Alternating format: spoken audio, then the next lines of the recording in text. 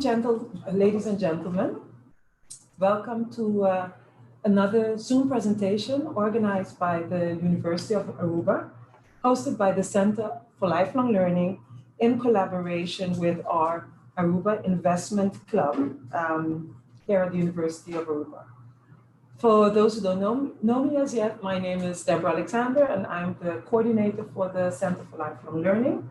And before we start, I always like to remind people this is a Zoom webinar. So I already got some messages that, I can't see anyone else in this presentation. That's because I can see the list of names and you're just seeing the presenters. So please use the Q&A box for your questions, which will be answered at the end by our guest speaker.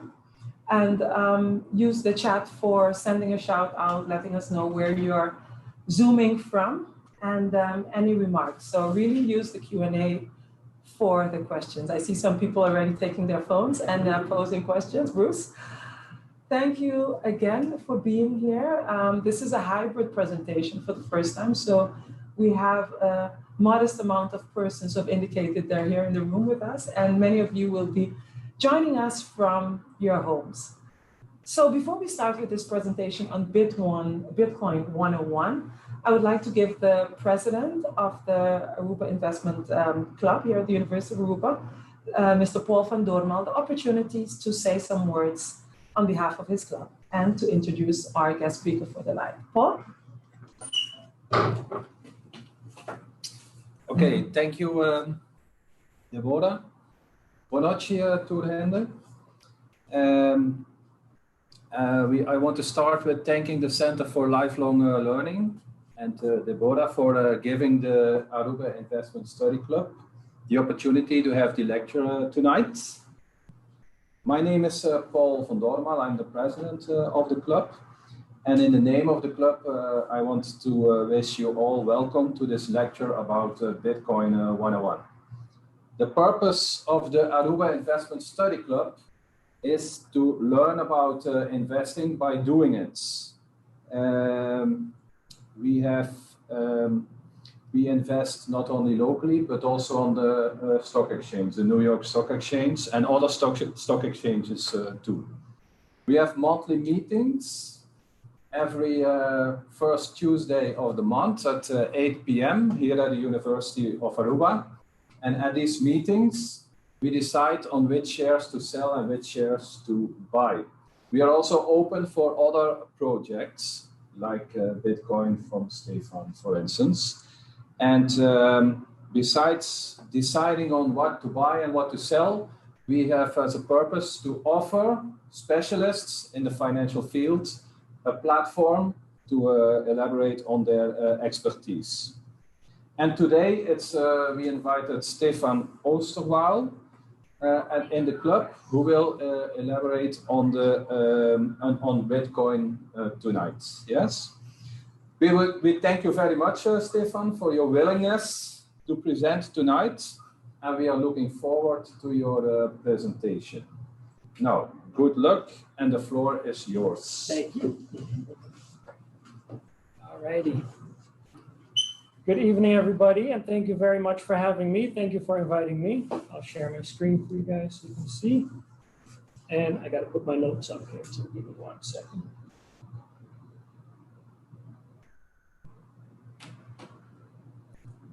Alrighty, so yes, thank you to the University of Aruba Investment Club, and thank you very much to the Center for Lifelong Learning for having us.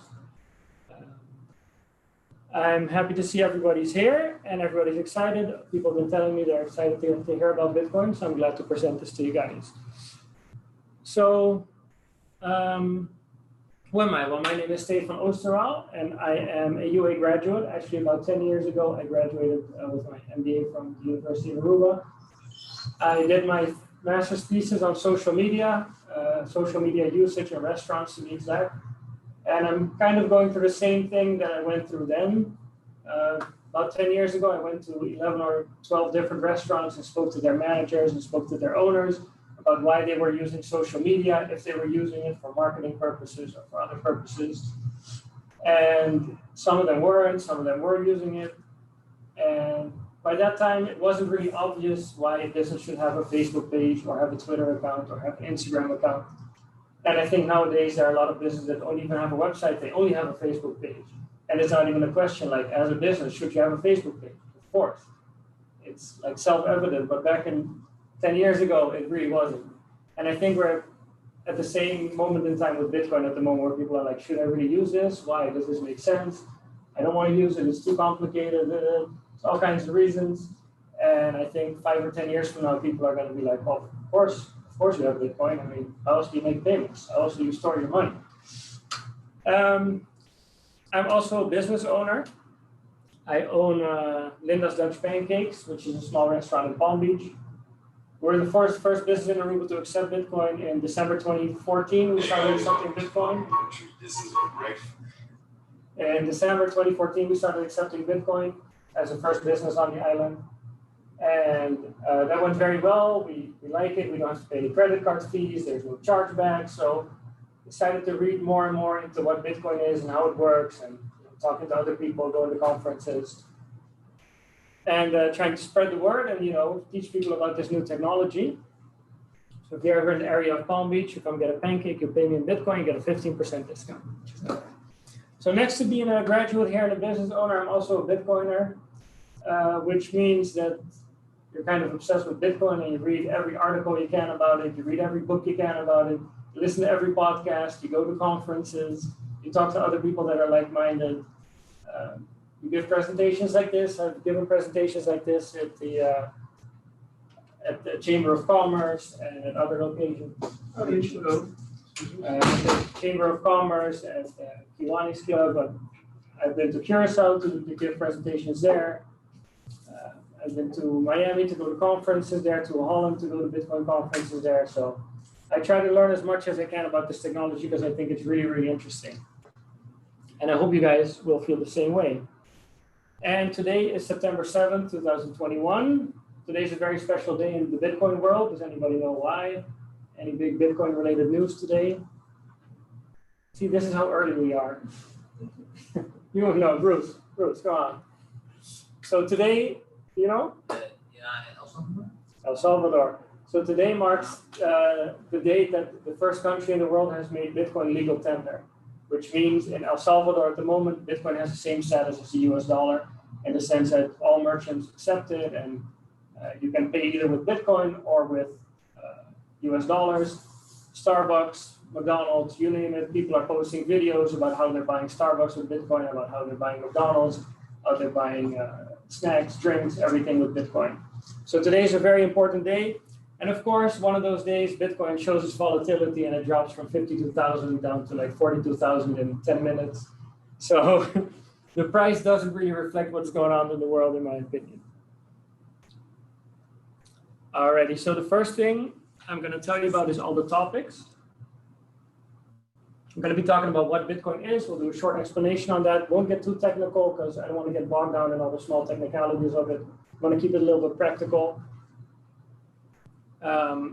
What it is and why it's important and what you can do with it. That'll be the second section of the presentation, which is for me the most important one. How can you use Bitcoin today?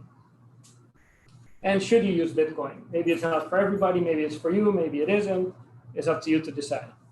I also want to advise you about some of the risks because nothing is without risk. It's money, So I do want to make you aware of that because I'll be talking a lot about how awesome I think Bitcoin is and how big I think it's going to get.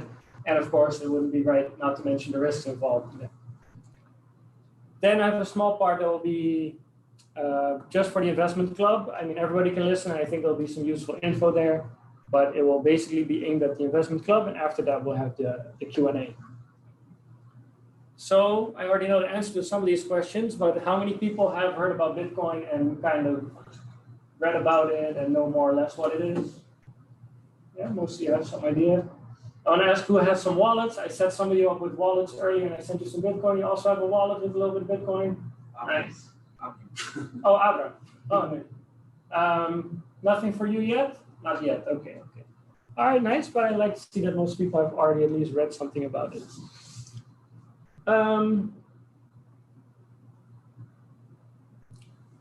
So yeah, what is Bitcoin? So for me, Bitcoin is two things. It's hard money and it's a payment network.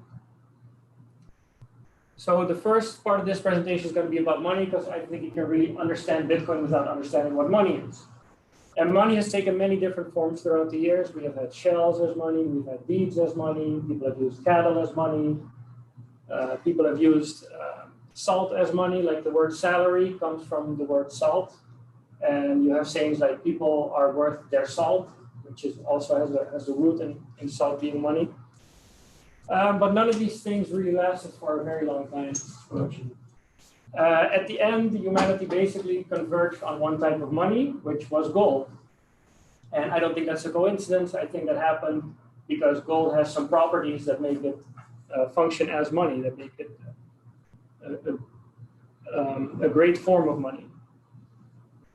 So gold has been money basically for thousands of years. And the reason is that, in my opinion, it's because it is durable, it doesn't rot, it doesn't tarnish, it doesn't rust, it doesn't, you cannot spend, like you cannot use it, like you cannot burn it like you can burn oil, you cannot eat it like you can eat food, it just stays there. And all the gold we've ever mined is above ground and we can use it and melt it down and recycle it. And it doesn't disappear, it doesn't burn. And it's portable. You can store a relatively large amount of value in a small gold coin. And it's divisible, which means you can take that coin or bar and cut it into little pieces, and you can have 1 gram increments of gold, 10 gram, 100 gram. It's divisible, and every other piece of gold is the same as every other piece. 24 karat gold, it's just gold, no matter where it comes from, no matter where it was mined, no matter where it was refined. If it's gold, it's gold. But the most important, as I mentioned earlier, is that it has a limited supply and that all of the gold we have ever mined is above ground and is currently ready for use. But because all of that gold is above ground, it means that you cannot increase the supply of gold materially or substantially, which means that if you do your best to mine as much gold as you can, the entire gold supply will probably not change more than 1 or 2%. All the gold mining companies start mining their butts off, it's not going to increase the gold supply by 100%. It's not going to double it. It will maybe increase by 1, 2, 3%. And that is what makes gold hard money. It's not something easy that can be created out of thin air. You know, if we started using salt tomorrow as money in Aruba, next to the fact that it may not hold up for very long, it means everybody can go to the ocean, grab a bucket, evaporate the water, and have salt. And then salt is going to lose all its value because everybody can just grab salt anywhere. And gold is different because you cannot just create it out of thin air. It's not easy to produce. You actually have to dig for it and refine it and spend energy to get it. So this leads gold to be a good form of money, and that's why we have sayings like he's as good as gold, like the gold standard. Sorry. That's all right, take a seat. So gold is a strong form of money. It's a hard form of money, but it's not a payment network, right? In order to give gold to each other, you have to be physically present. And one of the solutions to this is to put all the gold in a vault and print little pieces of paper that represent that gold and say, you know, you can just do business with these pieces of paper. You can go in a store and buy something. You can receive change. And whenever you need the gold, you can just take those bills back to the vault and we'll exchange them for gold. And that has also evolved into digital payment networks like Visa and MasterCard. So we have regular US dollar bills, Aruban Florin bills, MasterCard, Venmo, American Express. All these payment networks that utilize different currencies like US dollars and Aruban Florins. But this all requires a lot of trust because you need to trust the central bank in this case not to print more pieces of paper than there is gold in the vault. That wouldn't be very fair. Like there's 100 kilos of gold in the vault, but there's 200 kilos worth of paper out there. And Satoshi Nakamoto set out to create a system where we don't rely on trust, but we rely on verification. And this trust has been broken many times, dozens of times in just the last 100 years. We can see, you know, right next door, Venezuela, Zimbabwe, Lebanon, you know it. the trust in the currency fails, and since there's nothing else to back it up, there's no gold behind it. If the trust fails, the currency fails, which means that the currency essentially becomes worthless, which is what we see in Venezuela, where, Zimbabwe has bills that are like $500 billion bills, and they're worthless. You can't even buy a pack of gun with them. So Satoshi Nakamoto set out to solve this trust problem. And this is one of his famous quotes. The root problem with conventional currency is that it requires a lot of trust to make it work. The central bank must be trusted not to debase the currency, but the history of fiat currencies is full of breaches of that trust, as I just mentioned. So what is Bitcoin and how does it get rid of this trust issue? Well, basically, instead of trusting one organization like a central bank, or the way we trust PayPal, or the way we trust MasterCard, we trust a giant group of people around the world. So normally what would happen is I go to a store, I give my credit card, and the merchant takes the credit card, runs it, and the merchant basically asks my bank, hey, does Stefan have $5 to pay for this? And the bank says, yes, he does. And the money is taken out of my account and put into the account of the merchant. So I need to trust that the bank is doing the right thing. The merchant needs to trust that the bank is doing the right thing. And a lot of trust involved. In the Bitcoin network, it's a little bit different. So when I want to send you one Bitcoin, we don't check with the central institution if I'm good for the money. We actually check with tens of thousands of nodes around the world who run the Bitcoin software. Which means that we don't have to trust one single entity, but we distribute that trust throughout a network of tens of thousands of people. And this network is made up of regular people like you and me. It's made up of exchanges that participate in the Bitcoin network, wallet providers. Everybody that wants to be part of that Bitcoin network can be part of that network. You just download the software and you connect to it. There's no sign up, there's no age requirement, there's no address verification, there's no ID verification. You don't have to have a house, or you don't have to have an electrical bill. There's no monthly fees or anything. You just connect to the network and you can start transacting on it, which is nice. It's permission. It's permissionless.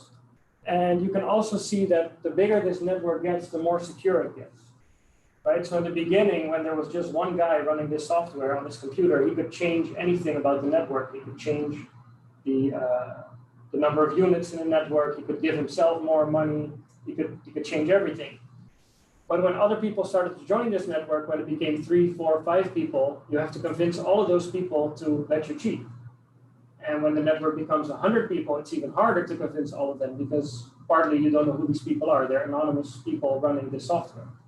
So now we're at the moment in time where we have tens of thousands of people on this network. And if you want to, for example, spend a Bitcoin you don't have, you're going to have to convince all of those 10,000 people around the world that they should let you cheat, which they're not going to let you do. Because if they do, their Bitcoin's going to lose value because the network would lose its security.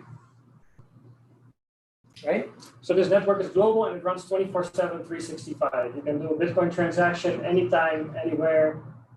If it's Sunday, 8 p.m., you need to make a transaction. It will just be as fast as it is Monday morning. And one of the rules that all of those nodes on the network agree on is that there will only ever be 21 million Bitcoin mined. And just like gold, you cannot increase the supply willy-nilly just by printing stuff. You cannot create Bitcoins. You cannot create more than 21 million Bitcoin. Those are the rules of the network, and those are getting increasingly harder to change. They are already really hard to change, but they're getting increasingly harder to change. But that is, in my opinion, what makes Bitcoin both hard money, that there is a limit of only 21 million Bitcoin that will ever exist. And it has basically a built-in payment network where you can send this value around, you can send this hard money around to anybody. So what can you do with Bitcoin? Well, you can send money around the world, which is pretty cool. But saying that is like saying, well, with the internet, you can send information around the world. It sounds simple, but every internet application we use is based on that concept. So whether it's Uber or Airbnb or Amazon or Facebook or Netflix, it's all based on just information being sent around. So asking what you can do with Bitcoin is really, your imagination is the limit. Anything you want to do with money, you can do with Bitcoin. And not everybody has that imagination, not for Bitcoin, not just for Bitcoin, but also for the early days of the internet. This is one of my favorite quotes from Clifford Stoll from 1995. He wrote, "We're promised instant catalog shopping, just point and click for great deals. We'll order airline tickets over the network, make restaurant reservations, and negotiate sales contracts. Stores will become obsolete. So how come my local mall does more business in an afternoon than the entire internet handles in a month?" So this is from 1995. What do you guys think is bigger, his local mall or Amazon? Like, you know, promising instant catalog shopping, Amazon, ordering airline tickets, Expedia, Hotwire, restaurant reservations, OpenTable, negotiating sales contracts, WhatsApp, email, Slack, you name it. Stores will become obsolete, just like Amazon just opened physical stores, but basically they don't have any physical stores, just like Netflix doesn't have any physical stores. So, you know, not everybody sees this right away. And I guess we should be very happy that there are some people that do see it early on and that start building this stuff. Because in 1995, you got to be pretty crazy to, you know, think about all of these things and actually expect them to happen. Because in 1995, we were still putting the phone wire into the modem, and then from the modem to the computer, and you dial in, and it takes 10 minutes to download like one picture. And if somebody picks up the phone while you're doing that, the internet connection breaks down. So it makes sense that you're not going to think, oh, well, you know, in 10 years, we'll be walking around with smartphones and we'll be able to stream high definition Netflix content right to our stream. So I'm happy that there's a couple of crazy people early on who were like, hey, maybe this Bitcoin thing can do something. Because a lot of those companies are being built out right now, just like, you know, they built out Amazon, Facebook, and all the other internet companies that we kind of take for granted nowadays. So what can you do with Bitcoin? What kind of companies can be built on it? Well, the first companies that were built were basically to buy, sell, and speculate. Exchanges. You can go on there, you can make a deposit with your bank account, or you can hook up a credit card. You can buy Bitcoin, you can sell it. People like to speculate, they buy low, they sell high, they sell high, you know, they sell low, they buy high, they make mistakes, they lose money, they make money. But that was basically the first application, right? Second application is to hold, so you just buy it and you hold it for 10 years or 15 years as a long-term asset. Another function that has been recently brought to the network by a couple of different companies, like Abra, is lending and borrowing, where you can lend out your Bitcoin and receive interest payments on it, or where you can give your Bitcoin as collateral and take a loan against it. This is pretty cool because, you know, people who don't have a bank account can actually get access to credit, which is nice. Other things, international remittances. I don't know if anybody has tried to send money out of Aruba lately. I don't know how well that's working at the moment, but I heard there was kind of a capital control situation. So if you don't want to deal with capital controls and you just want to send money anywhere in the world, you can just use Bitcoin. And it's not just remittances back to your family in a different country, but it's also getting paid online. Everybody knows the frustration here that we don't really have PayPal on the island, and it's difficult or expensive to accept credit cards. And there's chargeback risks, and, you know, when you make a credit card purchase, there's identity theft, and anything can happen. And Bitcoin allows you to receive payments instantly just by downloading a wallet from anywhere in the world. So you can build a website for somebody, you can give guitar lessons online, you can give whatever classes you like, build whatever you like, and get paid instantly. And of course, you can pay online. So there's a lot of different websites that directly accept Bitcoin, and if not, there's always ways that you can buy a gift card with Bitcoin and spend it online. I'm saying this because I know a lot of people on Aruba don't have credit cards or are afraid to use them online. So yeah, you can pay and get paid. And also, Bitcoin allows you to invest in stocks, for example. There are stock exchanges-ish, like FTX.com, where you can deposit Bitcoin, buy stocks, sell stocks, and when you're done and you have a profit, you can withdraw it in Bitcoin again. So it basically, especially for people that don't have bank accounts or credit cards, it opens up this entire new ecosystem of products and services that you can use. We're talking micropayments, you know, instead of signing up for a newspaper online or, you know, online news website, and having to, you know, put in your credit card information and take a year-long subscription, maybe you can just pay 50 cents to read an article. You can just pay 30 cents to watch a video instead of having to do this whole sign-up process and give them all your sensitive information just to read one article. Crowdfunding, like Kickstarter, you can do with Bitcoin. There's one guy who had a pretty cool way of releasing podcasts. He did podcasts and he would say like, as soon as I receive 0.01 Bitcoin, I will release this podcast to the world, and he would put an address there and people would send Bitcoin in. And let's say 10 different people sent 0.001 Bitcoin and it amounts to total 0.01. He would release the podcast to everybody, not just the ones who paid, but everybody. So you can start thinking about these different business models that you can make happen. You know, something like that maybe could have been done with a bank account or a credit card system, but it's like a million times easier just to do with Bitcoin. You can fully automate it as well. Same with donations. You know, I would like to see every charity next to their email address have their Bitcoin address to just accept donations from anywhere in the world. It's really a no-brainer. I don't know why more charities don't do it. It's free to accept. There's no monthly cost. You can really only gain by putting a little Bitcoin address on your website. Okay.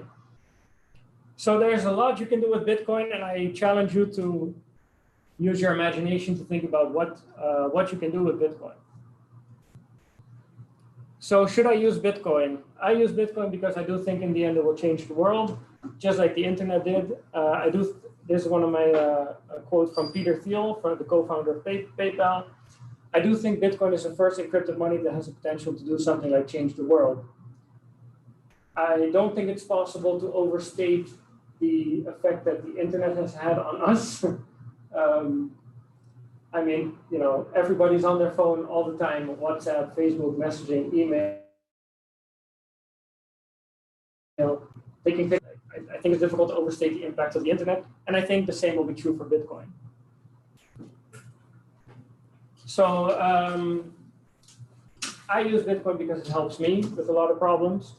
So some reasons why you might want to use Bitcoin is because you're tired of standing in line at the bank, or you're tired of emailing the bank and not having that email back, or you're tired of calling the bank and having them not picking up, or if you don't 100% trust that the people at the central bank are doing exactly what they should be doing at the exact moment they should be doing it, or, you know, I'm not saying, you know, don't trust them and put all your money in Bitcoin, but anything can happen, and you can look at Bitcoin as kind of like a little insurance fund that you can have in case something does go wrong.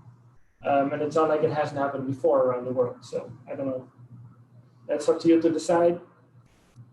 So yeah, if you don't want to be told like where you can spend your money, when you can spend your money, and to who you can send it, and if you don't want to call somebody, say, hey, I'm taking a vacation, can you please make sure I can use my credit card while I go there? And then when you go there, they forgot to do it, and your credit card gets declined. Yeah, I hear some of you have been through that. So for me, there's more than enough reasons to use Bitcoin if you don't want to stand in line at Western Union. And yeah, the main thing is just monetary freedom, being able to use it when you want it, and not using a currency that anybody else, that another group of people can dictate the supply of, basically. So you know, there's 21 million Bitcoin. If you buy one, you have one out of the 21 million that will ever exist. If you buy one florin, you don't even know how many exist or will exist tomorrow. If you buy $1, you don't know how many dollars will exist tomorrow and how big your share of that pie is going to be. So yes, let me talk to you about the risks as well, because as I said, you know, I do my best to tell you about how awesome I think Bitcoin is. But this is another quote from Eric Voorhees, one of the great Bitcoin entrepreneurs. Bitcoin is absolutely the Wild West of finance, and thank goodness. It represents a whole legion of adventurers and entrepreneurs, of risk takers, inventors, and problem solvers. It is a frontier. Huge amounts of wealth will be created and destroyed as this new landscape is mapped out. Now, it is kind of the Wild West, so you have to watch what you do. The main risk for, let's say, new people entering the space, I see three risks, which are volatility, hacks, and scams. Volatility, because Bitcoin went from, you know, $100 up to $20,000, down to $3,000, up to $60,000, down to $30,000. So you got to have a long-term horizon, long-time horizon, and a strong stomach to hold, you know, the roller coaster ride that you might be a part of. So the volatility is one thing. A lot of people buy it. It drops 10% the next day. No, and then they sell it and they watch it go up 20% the next day, and then they buy it again, and then sell it as soon as it drops. So don't do that. Just buy some and hold it for like 5 or 10 years. Hacks and scams happen with dollars as well. You know, people can steal your wallet. People can steal your Bitcoin wallet. Okay. Scams also happen with US dollars and with the Ruben florins, like the Vega de Flor and stuff like that, you know. So hacks and scams in the Bitcoin space just require a little bit of education, basically. After you've done your homework, the scams will be very obvious. And hacks, I don't think, are that much of a problem if you also just follow a couple of simple guidelines. The same way you have simple guidelines for your email. You don't use your dog's name as a password. Use a long password. You know, there are certain guidelines you use in order to make sure that doesn't happen to you. So for the investment club, in case, you know, buying Bitcoin and storing it properly is kind of has a learning curve attached to it. So if the investment club would like to get some exposure to the Bitcoin price, but wouldn't necessarily want to handle the actual Bitcoin, there's a couple ways to get exposure to the price without actually buying the Bitcoin. I would prefer just buying the Bitcoin, but you know, if you're an organization with multiple people, it's always going to be difficult. Who's going to hold the Bitcoin, or you know, it's always tricky. So the main vehicle that people use to access Bitcoin in the traditional markets is GBTC, which is a Bitcoin trust. You can buy a share in the trust, and that share represents a certain amount of Bitcoin. So you can just go into your brokerage account and buy a share of GBTC, and it will basically give you exposure to the Bitcoin price. There are also some mining stocks. So Bitcoin miners are basically big data centers that help secure the network. And some of the companies that help secure the network are public companies like Riot, Marathon, Hive, Bitfarms, and Hut8. And basically their stocks are also highly correlated with the Bitcoin price. For example, I think it's Hut8. They actually keep all of the Bitcoin they mine on their balance sheet, and they never sell it. So it's basically like almost like a Bitcoin ETF. There's also mining hardware manufacturers like Canaan. They make the machines that the miners use to run the network. So it's basically like picks and shovels. Instead of buying gold, you buy the gold miners, and you buy the gold mining equipment manufacturers, if that's such a thing. You buy Bitcoin miners, and you buy the people who make the equipment, because the equipment for Bitcoin mining is very specialized. It's only used for that. There are also a couple of public Bitcoin companies like Coinbase and Galaxy Digital. So Coinbase is a big exchange that people use, like more than 100 million customers around the world. They use Coinbase to buy, sell, hold, and earn interest on Bitcoin. And they're also publicly listed since this year. And Galaxy Digital is more of a big investment company that invests in other Bitcoin companies. And then there's the ETFs that are a combination of some of the different companies I mentioned earlier. So you just buy the ETF, you get exposure to maybe 10 or 15 different companies. Another interesting one, because it's not just people like myself and other individuals who like holding Bitcoin for the reasons I mentioned, it's also businesses. So I think most people are familiar with Tesla, electric car manufacturer. They recently bought, I think it was $1.5 billion worth of Bitcoin to keep on their balance sheet. Because,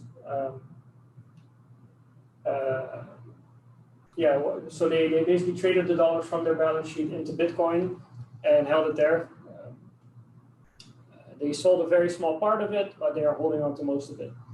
Same with MicroStrategy, Square, and Overstock. MicroStrategy is the winner here, I guess, because they actually bought, I think it was $3-something billion worth of Bitcoin in total, and they're actually issuing debt, and with the money they're getting from issuing the debt, they're actually buying more Bitcoin. And all the profits that they have from their business intelligence, their software business, they basically buy Bitcoin with it. So yeah, that's a little part aimed at the investment club. I saw you take a picture. If not, I can send you a presentation. You can see it. But those are interesting investments for the investment club. So that's basically it for the presentation. We can go to Q&A. I made a little website that you guys can visit, 297btc.com. I threw it together pretty quickly, but it has, the exchanges, some resources to learn, and some other resources you might find useful. I'll be updating it in the coming days. I didn't have too much time to do it. I'll update it, and my email is also on there under contact, so if you want to know something, you can always email me. And then we can do a little Q&A if you guys want. I don't know if you want to do the questions from online or if you want to give the people here a chance to do some questions. It's up to you. Let's start with those here in You came all the way here, so we'll let you guys give me some questions if you want. If not, yeah, go ahead. Thank you for that presentation, Stephen. It looks really good. Thank you. Very interesting to see, especially the gold analogy. And let me ask you this position. A lot of people in the Bitcoin space talk about first generation Bitcoin, cryptocurrency, second generation, third generation. And you see a lot of new people like Cardano and Polkadot, and the rise of NFTs and digital IDs. And where do you see, for example, Bitcoin positioning itself while in the industry, people are kind of thinking creatively with the ledger technology, what that's possible, what about especially the trust issue. So where do you see Bitcoin going, enveloping more trust with ledger technology? So Bitcoin, basically, at least at the present moment, there are some projects working on it, but basically at the present moment, it's like a single purpose blockchain. It's just a blockchain optimized for security, for a robust network, high uptime, decentralization, distributed nodes. It's basically optimized for one thing, just for having hard money and for being able to transfer that around. There are some other blockchains that have basically other purposes, other use cases. I'm not sure to what extent those use cases could be built on top of Bitcoin. I'm not sure how many of those use cases actually need a blockchain or how decentralized that blockchain would need to be. There were earlier protocols like Counterparty and Mastercoin and colored coins where you could do things like NFTs on Bitcoin, like you have Pepe Cash and all the spells of Genesis and all that stuff. Those are the earlier Bitcoin NFTs, but of course the NFT scene has taken a whole life on its own on Ethereum and Solana and Cardano and all the other blockchains. I personally wouldn't want to see Bitcoin sacrifice any of the security or any of the robustness in order to accommodate something like NFTs. If you can build that on a side chain or on the next layer, or if it happens to fit into the current protocol, it's all good. But I personally wouldn't, let's say if the developers change the software to accommodate that and I wasn't sure about it, I wouldn't update my node. But yeah, there's some interesting stuff happening in the space. I try to focus mainly on Bitcoin, if only because Bitcoin is already so difficult to learn everything about, and there's new stuff coming out every day.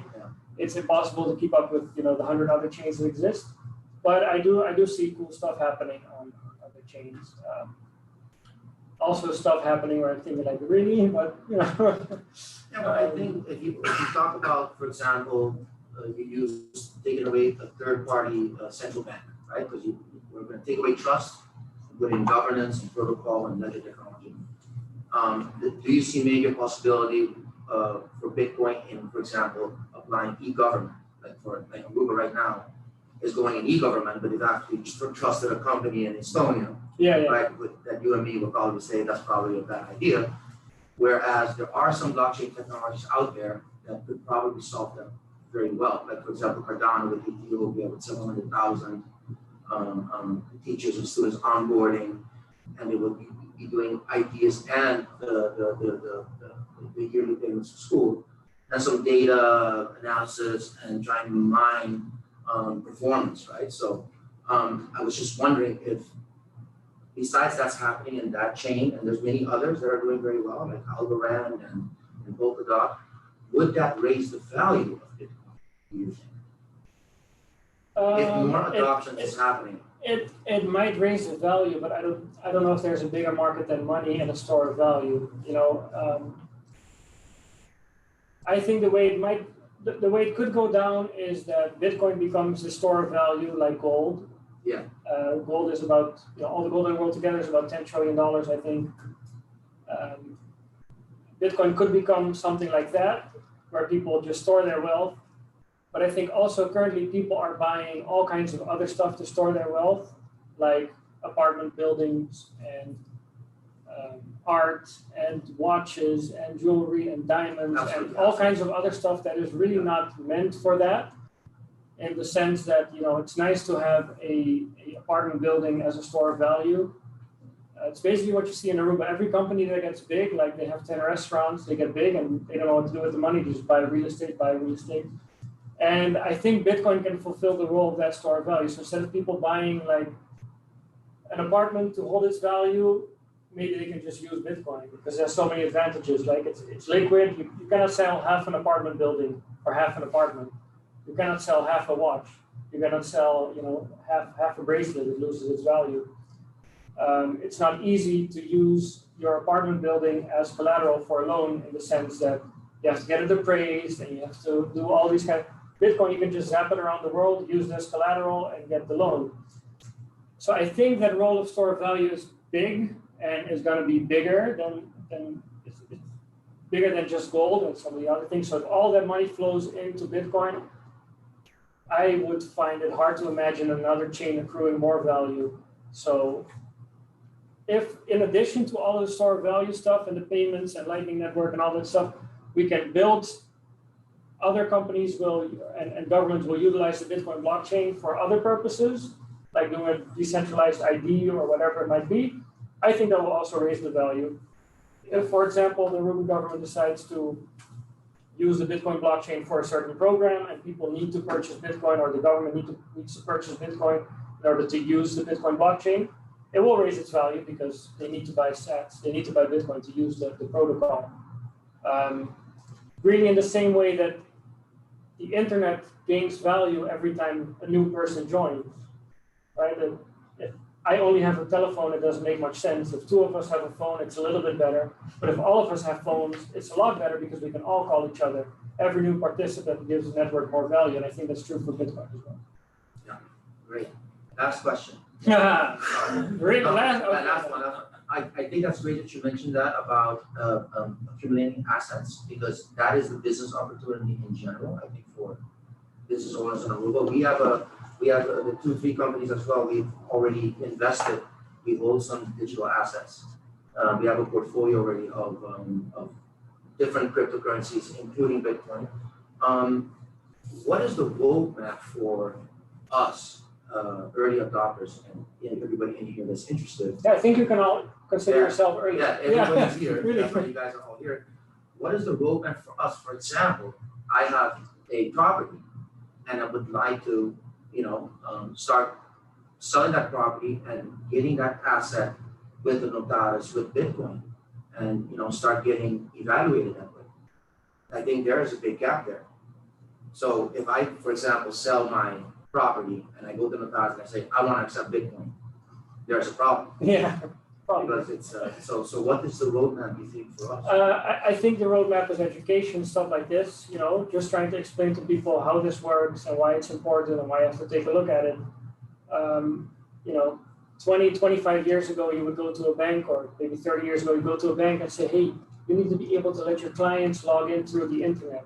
And they would be like, that's crazy. I'm not going to connect my bank to some open network full of hackers and scammers. Are you crazy? Yeah. And now it's a given. There's banks that don't even have branches and everything happens online.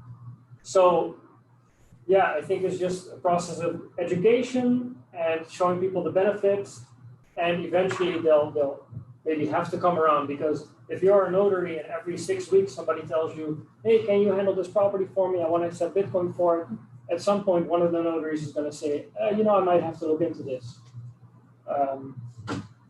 Yeah, go ahead. Is there currently some sort of boycott of the local banks against Bitcoin?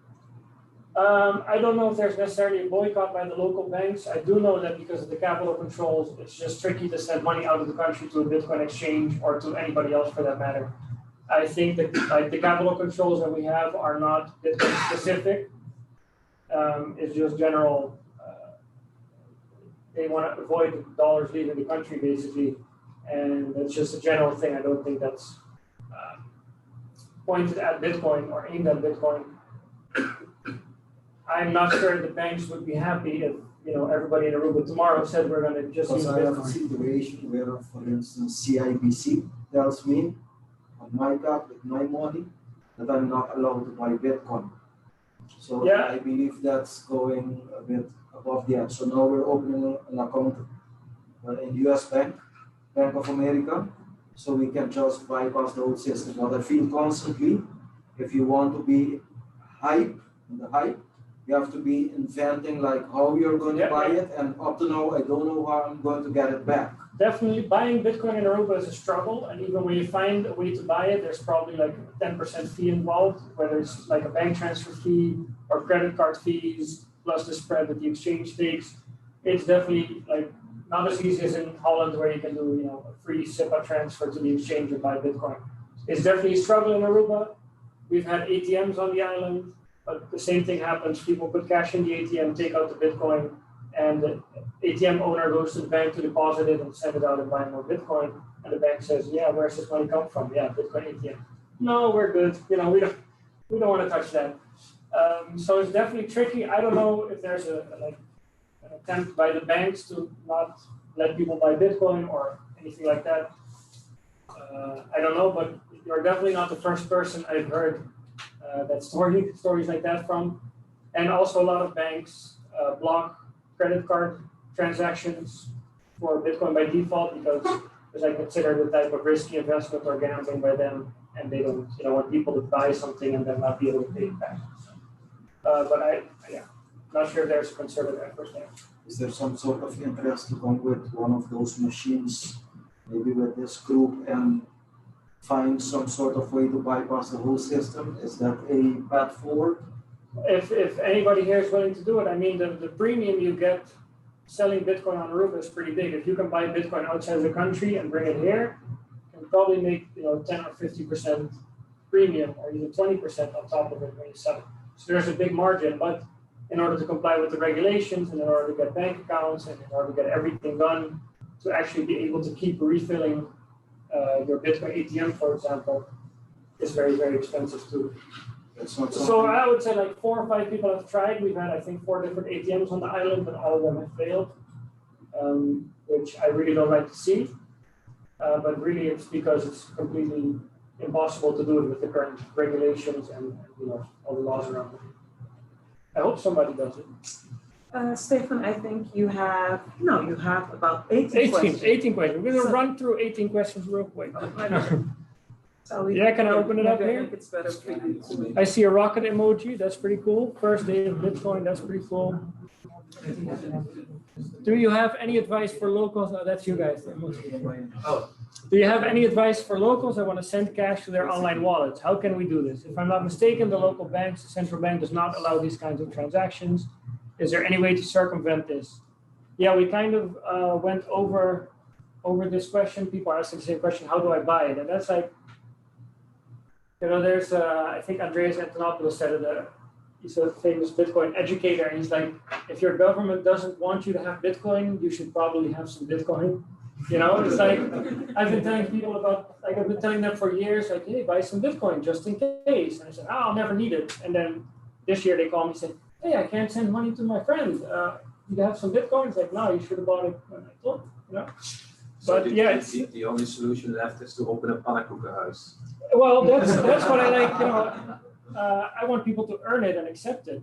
Next time you do a job for somebody, tell them, hey, can you pay me in Bitcoin? I'll give you 10% discount. I'll give you 15% discount. There are multiple businesses on the island doing this, and especially if you're engaging in anything online, if you're designing websites for somebody, Bitcoin is like this. I mean, sometimes I still have to go to the bank, tragically. And when I'm standing in line there to do something, or when somebody asks me if I can send them a wire transfer or make it like an international credit card payment, and I have to start filling in my billing address and my shipping address and my credit card number and the secret number on the back and everything, I'm like, what am I doing? Why don't these people just accept Bitcoin? Like, it starts feeling the way if somebody tells you now, hey, can you send me tomorrow a rundown of all the things you learned today? It's like, okay, I'll email it to you tomorrow. And they say, no, I want an actual letter from the post office. It's like, why don't you just use email? It really, after a while, it starts feeling that way because it's so easy to just zap money around the world that, you know, the whole banking system is like, why would I stand in line at Western Union or something? But it's like a paradox where you want to have crypto here, you want to have Bitcoin here, but it's really, really difficult to buy.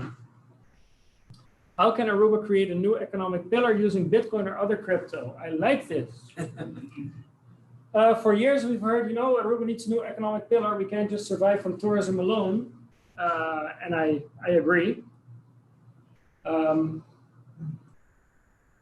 So I'll see Aruba. I'll see how can Aruba, the government, and how can Aruba, the people in the country, do it. I see it as two different things. Because what the government just needs to do is make it extremely easy to start up a business here and to register the KVK and to get a permit and to, you know, all those things. I don't know how many of you have started a business here, but it's kind of a nightmare.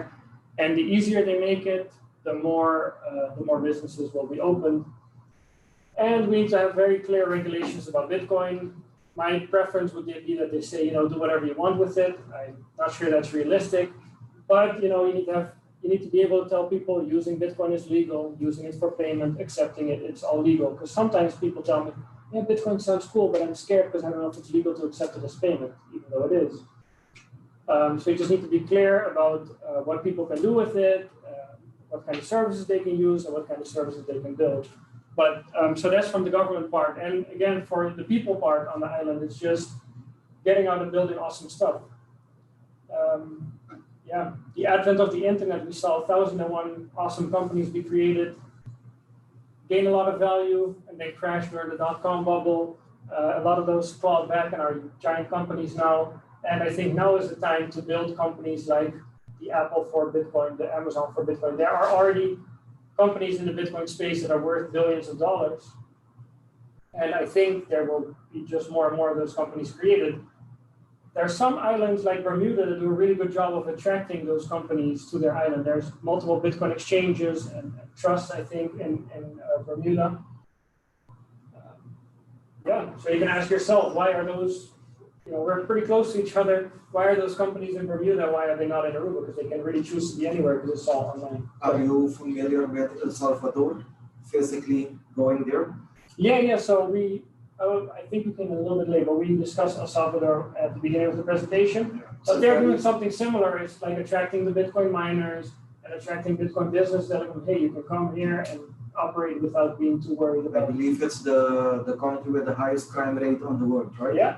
And Okay, very high remittances, so a lot of their money comes through Western Union. A lot of people that don't have bank accounts, that don't have credit cards. I believe we fall somewhere between the gaps that the banks see Bitcoin as a threat for their existence, but on the other side, you can attract like terrorists and, you know, money laundering, etc.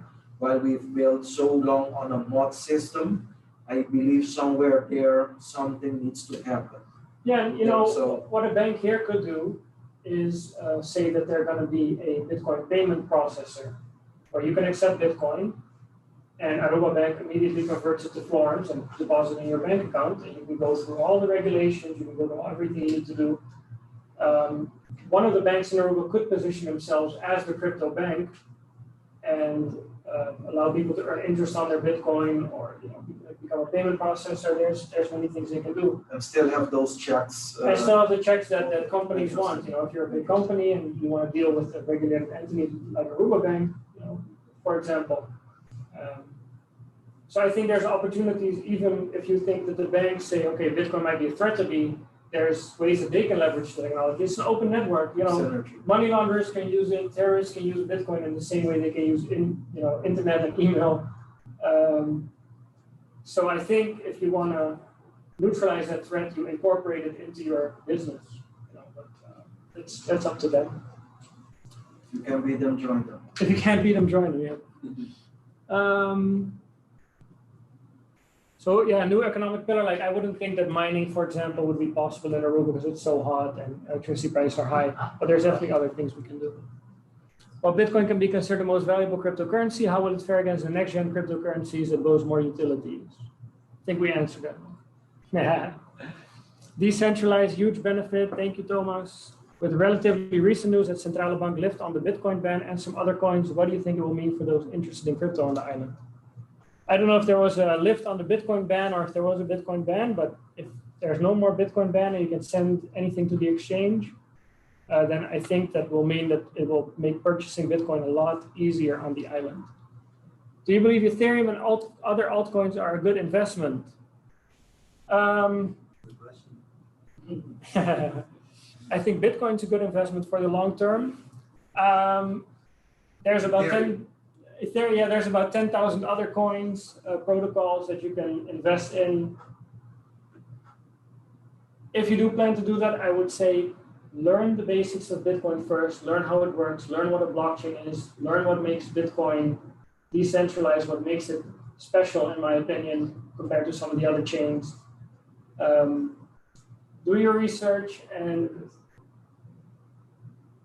I would say there's a lot more risk than meets the eye. It's not just the volatility of the other coins, and the other coins are a lot smaller and they go down more, they sometimes go up more or quicker than Bitcoin does. But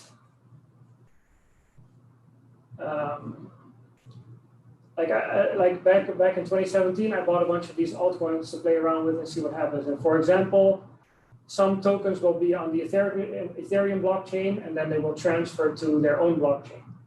And there's a period where you can transfer your tokens from Ethereum to the native blockchain that's being built. Sometimes there's only a window of time to do that, and you can lose that window.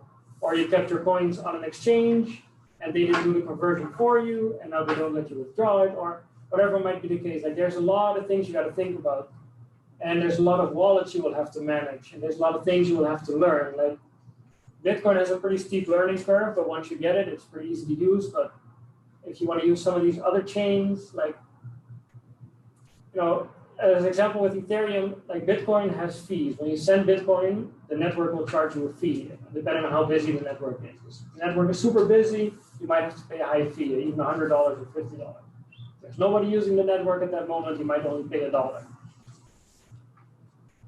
But if your transaction gets rejected or it doesn't go through, which almost never happens, but let's say it doesn't happen, it does happen, you don't pay the fee. But for example, in Ethereum, if you pay a $100 fee to make a transaction and the transaction doesn't go through, you still lose the $100.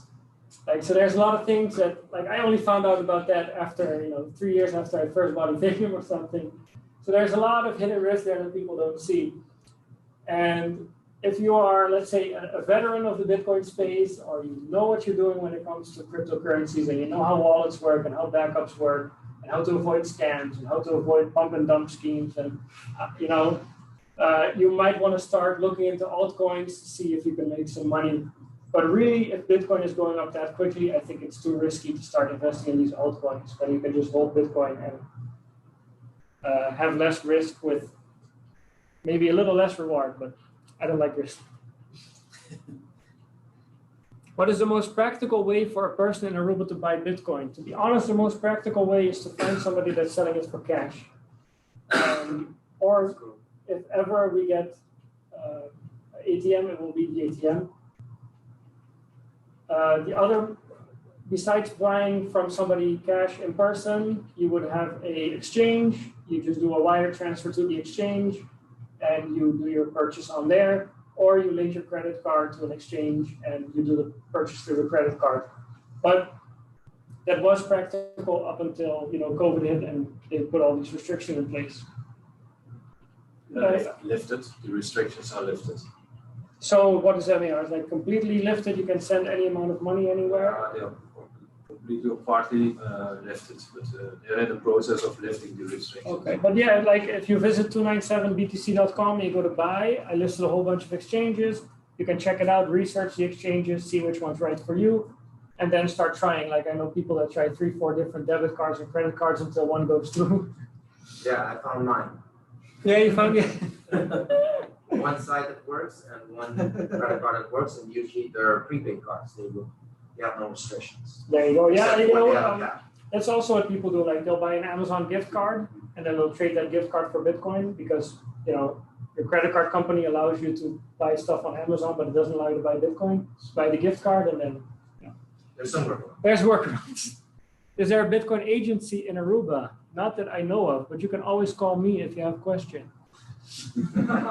At this time, of course, BTC is king. There are several also have faster network and are cheaper. Will BTC ever be kicked off the throne? What time frame do you think? No, BTC will remain king.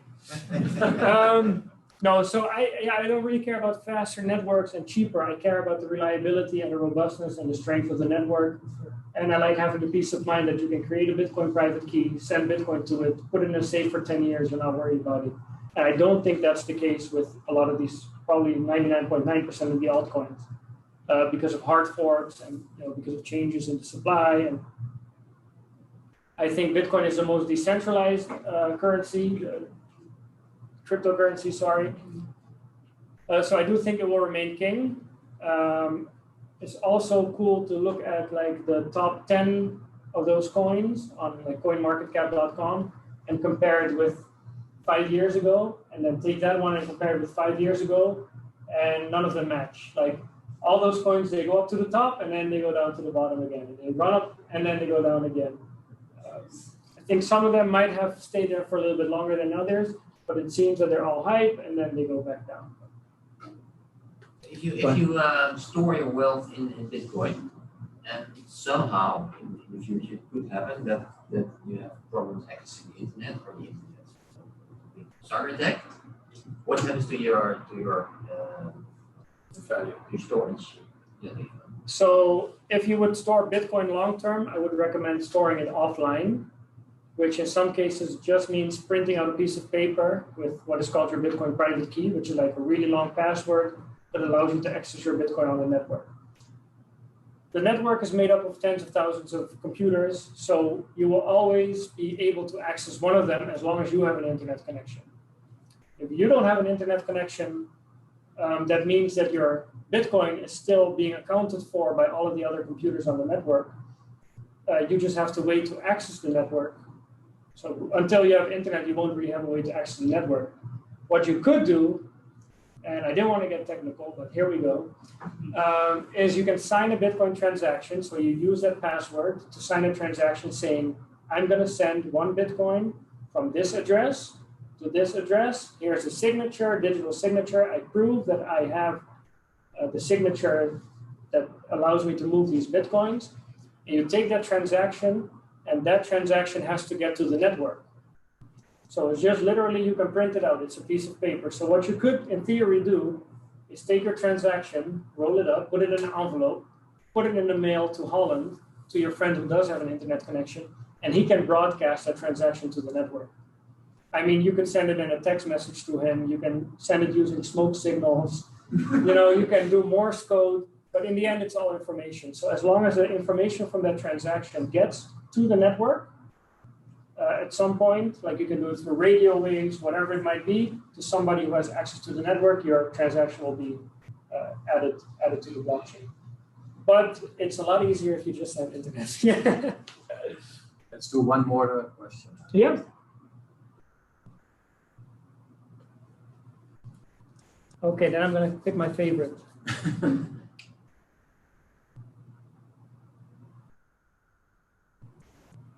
So yeah, the software could crash. Yeah. So basically, if you have that private key, your software could crash. You can lose your computer in a fire. It doesn't matter. As long as you have a backup of that private key, you can always regain your Bitcoin.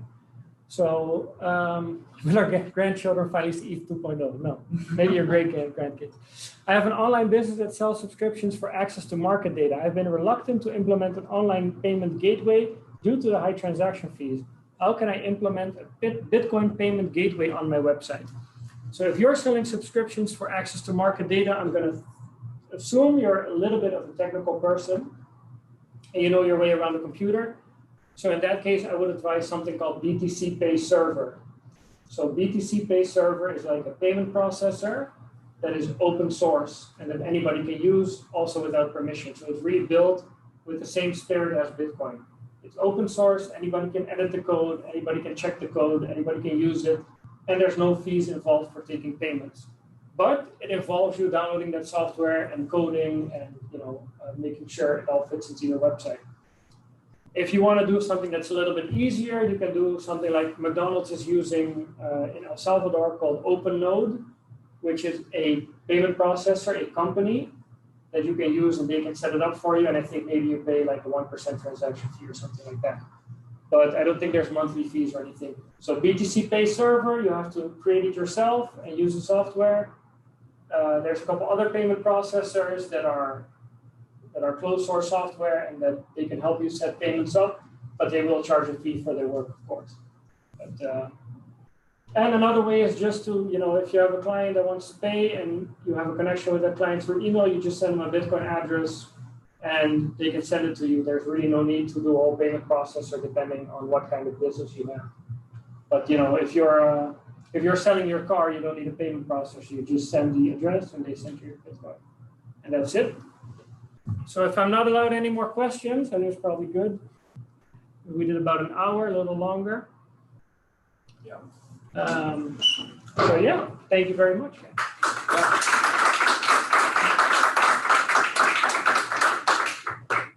Oh, thank you very much, Stefan, for the excellent presentation on Bitcoin.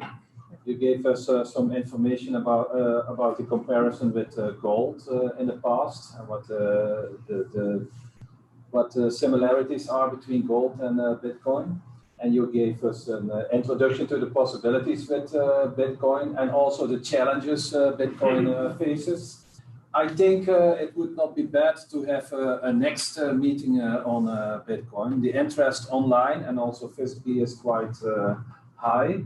So you're welcome to the investment club, and we can elaborate more on the topic. I'd love to do it. There's plenty more questions on there to answer. So. Oh yeah, okay. I was actually going to say that as well. That several other questions maybe I can share with you. You can just always answer a very short question. I know there are other people in the public who are also very Bitcoin savvy. Yeah, I noticed by some of the questions that some people are very knowledgeable. It's very nice. Yes, I'm happy to see, Yes, and I'm sure we'll introduce you to one and discuss. But I want to thank everyone that was here present this evening to have attended and your questions.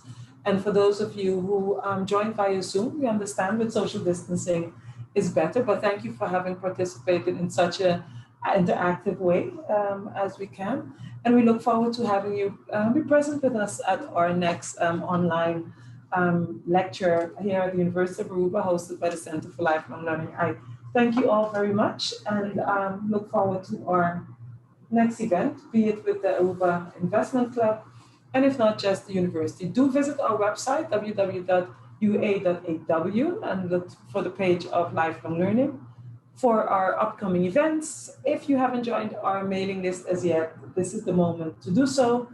And any other questions you have, just feel free to send us an email.